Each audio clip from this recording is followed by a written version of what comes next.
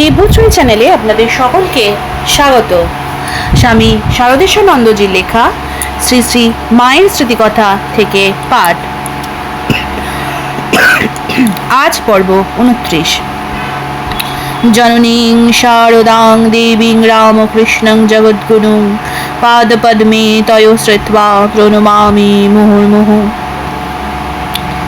শ্রী রামকৃষ্ণের দেহত্যাগের পর মা ভক্তগণ সঙ্গে বৃন্দাবন গমন করিয়া সেখানে কিছুকাল বাস করেন। সেখানে তাহার শোকতপ্ত হৃদয় অনেকটা শান্ত হইল। তিনি কঠোর সাধন ভজনে মগ্ন হইলেন। এখানেই তাহার বিশেষ কৃপা বিতরণের আরম্ভ। বলা যায় কৃপা নির্ঝরিণীর প্রথম আত্মপ্রকাশ করিল। শ্রীরামকৃষ্ণের আদেশে তিনি স্বামী যোগানন্দকে দীক্ষা দেন। এই কৃপা স্রোত ক্রমবিস্তৃত হইয়া পরবর্তীকালে অবিরাম ধারায় প্রবাহিত হইয়া অসংখ্য অধ্যাত্ম পিপাসুর তৃষ্ণা মিটাইয়াছিল। অসংখ্য পাপী তাপীকে ক্ষমারূপা মায়ের কোলে টানিয়া আনিয়া গায়ে লাগা ধুলা কাদা মুছাইয়া অমৃতলোকের আনন্দলোকের সন্ধান দিয়াছিল। বৎসরাধিককাল শ্রীবৃন্দাবনে কাটাইয়া মা হরিদ্বার, ঋষিকেশ, পুষ্কর, প্রয়াগ, কাশী প্রভৃতি দর্শনান্তে কামারপুকুর ফিরিয়া আসিলেন। গোলাপ মা সঙ্গে সঙ্গে আসিলেন, কিন্তু অল্পদিন পরেই মাকে তথায় একা রাখিয়াই তাহাকে কলকাতা ফিরিতে হইল।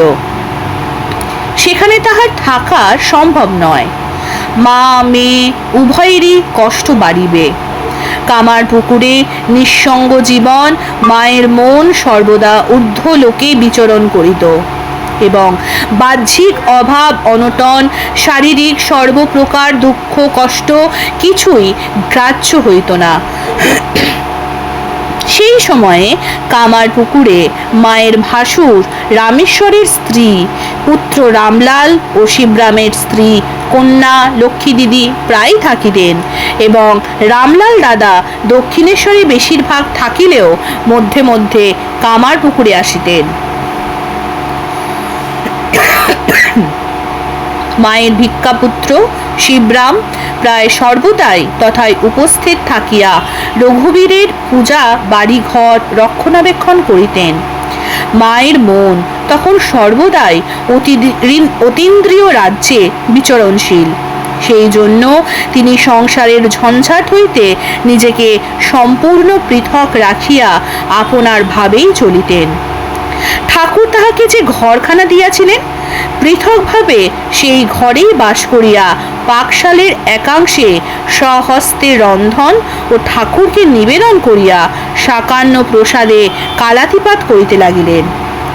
ভাসুর পুত্রগণের সংসারের ঝঞ্ঝাটে তাহার বিশেষ সম্পর্ক রইল না। সেই সময় লাহাকন্যা বৃদ্ধা প্রসন্নময়ী ও ঠাকুরের ভিক্ষামাতা ধনী কামারিনীর দেহত্যাগের পর তাহার কনিষ্ঠা ভগিনী শঙ্করী মাকে পুত্রবধূ বা মেয়ের মতোই স্নেহ যত্ন করিতেন শোনা যায়। আরও একটি বালবিধবার তথা বিলাসিনী কথা শুনিয়াছি, তাহার নাম মনে পড়িতেছে না। তিনি শ্রী শ্রী ঠাকুরের বাল্যকালের সঙ্গী বৃদ্ধ ভক্ত শ্রীনিবাস বা চিনু শাখারির কন্যা।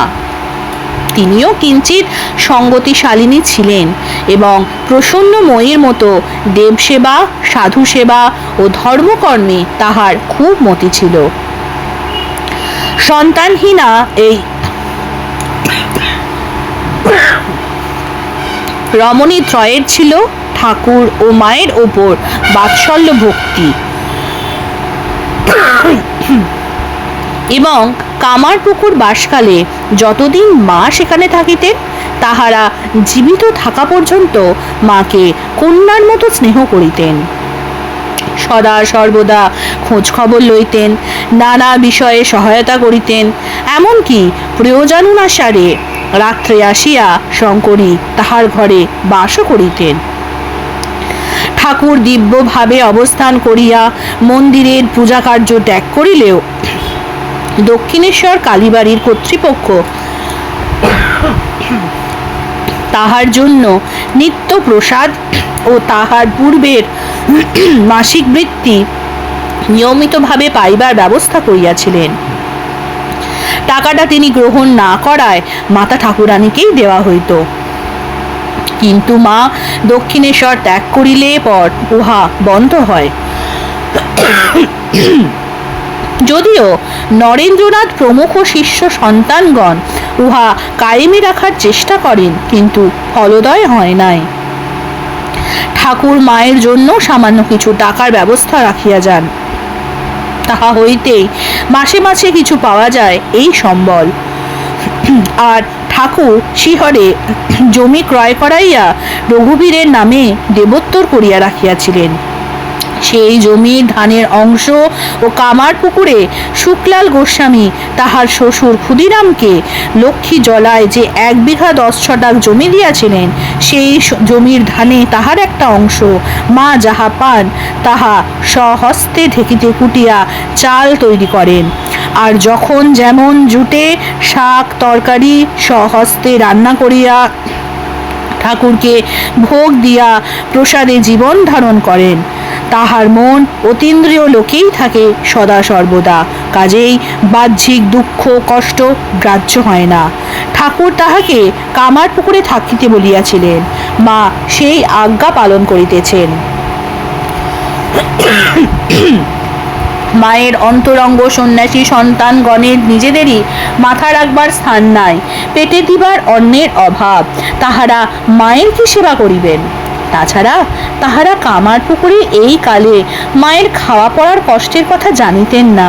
তথাপি মায়ের অভাব অনটন ও শারীরিক কষ্টের কথা তাহাদের কর্ণগোচর হইবা মাত্র গৃহী ভক্তদিগের সঙ্গে আলাপ আলোচনা করিয়া মায়ের থাকার সুব্যবস্থা করিয়া কামার পুকুর হইতে তাহারা মাকে কলকাতায় আনয়ন করিলেন।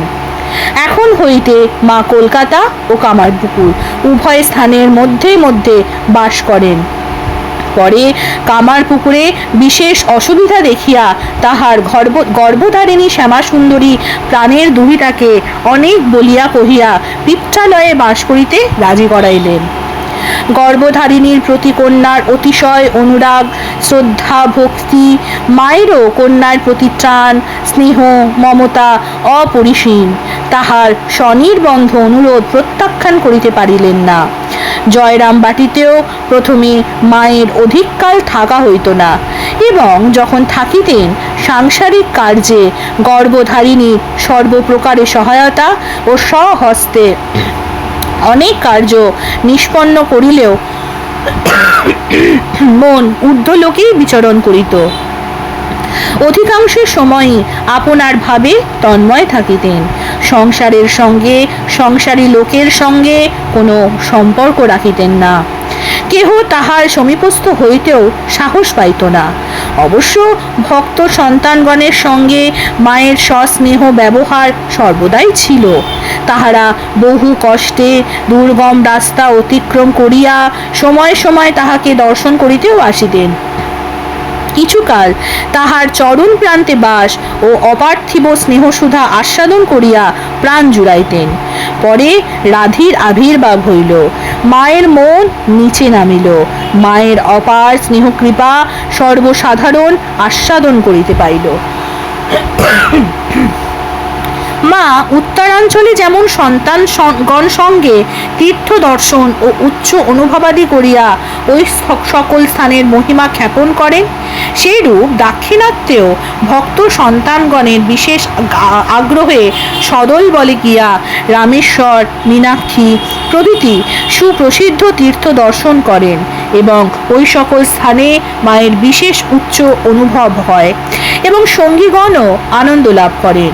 তখন মাদ্রাজ ও বেঙ্গালোরে রামকৃষ্ণ মঠে কিছুকাল অবস্থান করিয়া মা বহু ভক্তকে কৃপা করেন।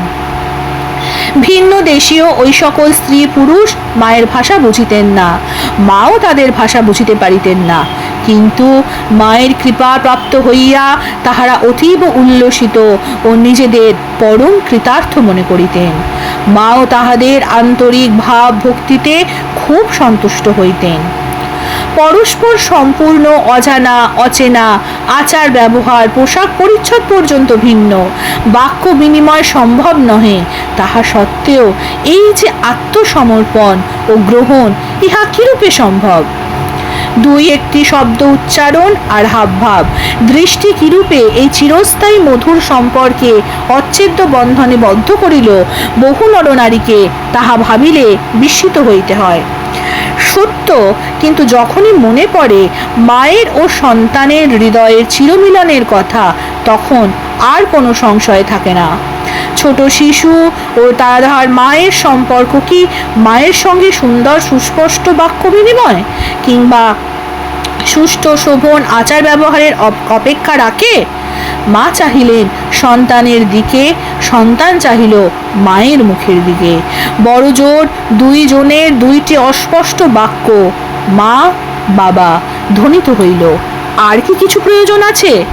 বাহ্যিক আড়ম্বরে ঢাক ঢোল সানাই কাশি বাজাইয়া, রাশিকৃত পুষ্পমাল্য চন্দন অগরু ধূপ দীপ সাজাইয়া, মনোহর চর্বচস্য লেজ্জ পেয় নৈবেদ্য নিবেদন করিয়াও মন তুমি এমন অনাবিল আনন্দ পাও নাই, অন্তরের আকাঙ্ক্ষা প্রাণের পিয়াস মিটে নাই, অশান্তি আরো বাড়িয়াছে মাত্র। দেখো, বুঝো, শিখো, এই নতুন প্রণালীর দীক্ষা সাধনা তোমার শত জন্মের যত পাপ এক মুহূর্তে জুড়াইবার জন্য জগৎ কারণের কি করুণ করুণা। সব ভুলিয়া সব ছাড়িয়া ব্যাকুল হইয়া ছুটিয়া চলো মায়ের কাছে, মা বলিয়া ডাকো। জননী তৎক্ষণাৎ হাত বাড়াইয়া কোলে তুলিবেন, স্নেহের ডাক শুনিবে, বাবা এসো। তোমার দীক্ষা সাধনা সিদ্ধির সেই মুহূর্তেই পরিসমাপ্তি। যথাগ্নে দাহিকা শক্তি রামকৃষ্ণে স্থিতা হিয়া, সর্ববিদ্যা স্বরূপাং তাং শারদাং প্রণমাম্যহম। আজকের পর্ব এইখানেই শেষ হলো। পরবর্তী পর্ব আসবে আগামীকাল। নমস্কার, সঙ্গে থাকুন, সুস্থ থাকুন, ভালো থাকুন। জয় ঠাকুর, জয় মা।